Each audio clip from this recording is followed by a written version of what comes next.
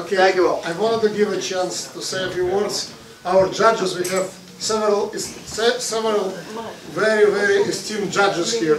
And Ross, I know you're a patient person, you will say a few words by the way. So I wanted to give a chance to say a few words to Stephen Mostofsky. He is resident of 45th Assembly District actually. He is a very good judge. He is acting Supreme Court judge. And he will say a few words, please, Steve. So, I've lived in Brooklyn my entire life. My parents lived in Brooklyn. I was very surprised that all 5 of my children actually stayed in South Brooklyn. They all live within 5 minutes or 10 minutes of walking from my home. And my 9 grandchildren all live in Southern Brooklyn. So I've been involved in this community. I was on Community Board 21 School Board, member of the Board of the Midwood Development Corporation, and I was able to distribute and raise over $100,000 in scholarship money that I gave out to students here in the neighborhood. And 5 years ago I decided to run for judge, and I got elected to the civil court. During my years in practice, most of my practice was involved with family law. And I dealt with different kinds of family situations, from child abuse, child neglect, to divorces, custody, visitation, child support. And I learned a lot about the families in Brooklyn mostly. Most of my practice was here in Brooklyn, and the different challenges that they face. Schools, monetarily, housing, because these things came up during all of the cases. I did many cases that I did as assigned counsel for indigent people as well. One of my most interesting stories is I was walking with my wife in Kings Plaza, and all of a sudden somebody's yelling, "Mr. Mostofsky, Mr. Mostofsky." That doesn't usually happen in Kings Plaza.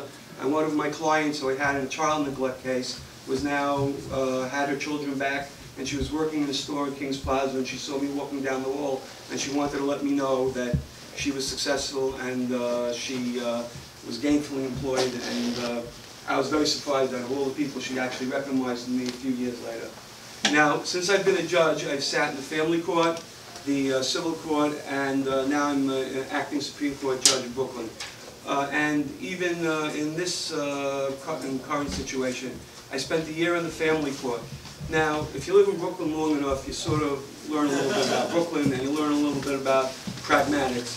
I was probably in family court for about 3 or 4 days, and ACS wanted to take the children from some people because they didn't have enough beds.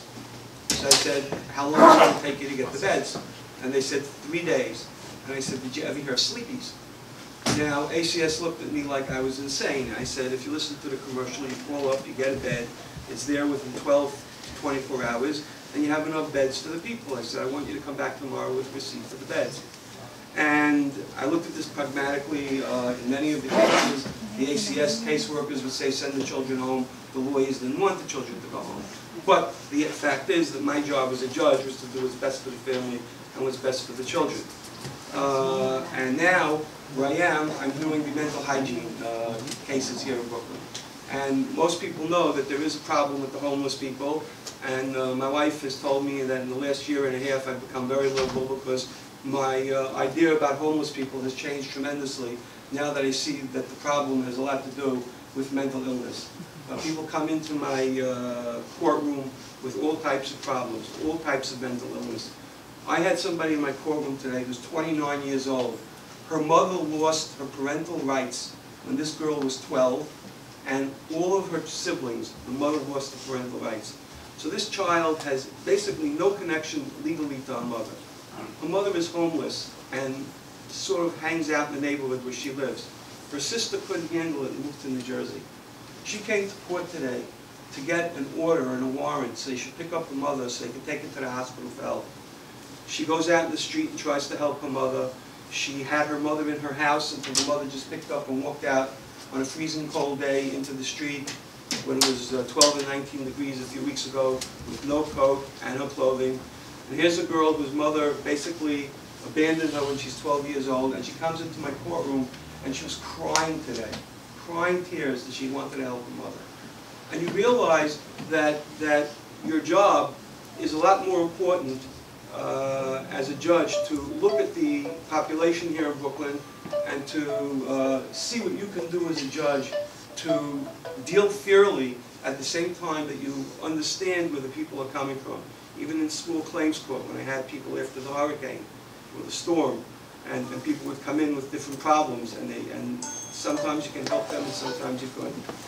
When I ran for judge, so of course, when you're a judge, you can't really do anything for somebody. So I had some wise guy at one of the train stations yell at me and says, "What are you going to do for me?" So I sat for a second, I said, "I know what I'm going to do. I'm going to be fair." He gave me a look like that. And the next few times somebody yelled that at me, that's what I yelled back at them. I'm going to be fair, and that's what I tried to do in 5 years on the bench. So I'm an acting Supreme Court judge. I'm trying to move up to a full Supreme Court judge. I'm in Ari's district over here. I don't live too far away, and hopefully it'll happen soon. Thank you. I have a question. See if I can answer this. Okay. But by the way, I'm waiting for Chaim to find a house I can move into if I sell my house for the assessed value that they say that I have. I don't think I can find a house that costs less than the one that I have. I want to move in your neighborhood. Thanks a lot.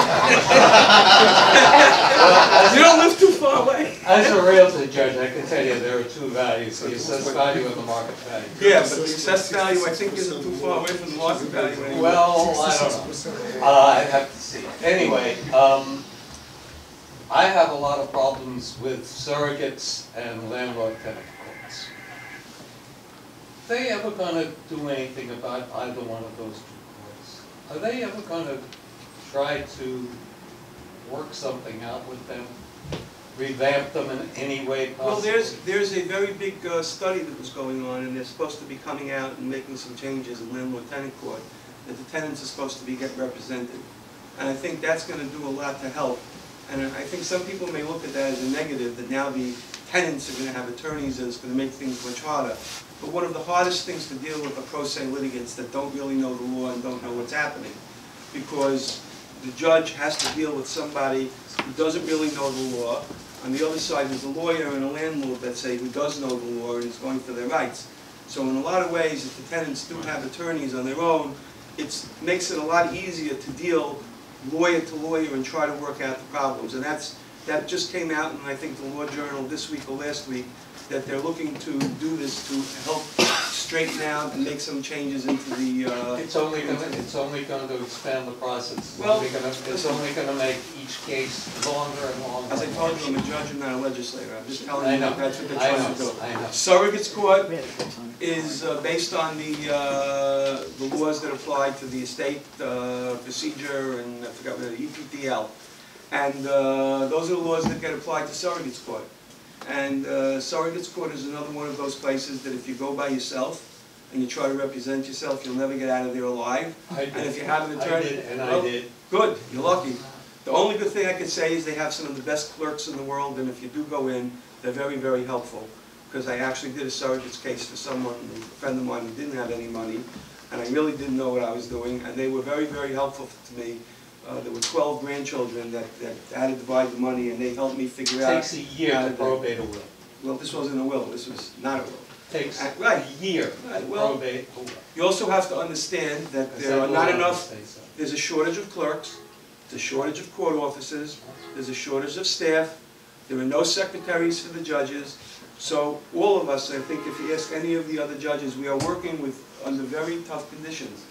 And this applies, the more difficult the cases become, such as in surrogates court and other places, the more that it affects the people that are coming before the court. I believe it's also an issue for a state, because Right. this issue was raised several times, that they have to invest more money in our judicial system across the board. In my building, my court officer told me that they're losing 3 court officers every single month to retirement. Whoa. From the last class in the academy, they were given 3 court officers. Now, if you think that we're losing 3 a month to retirement, and we have 3 period for the next year, well, there's going to be a big shortage of court officers. So again, this is something that judges can't control. We deal with the facts, we try to do the best we can.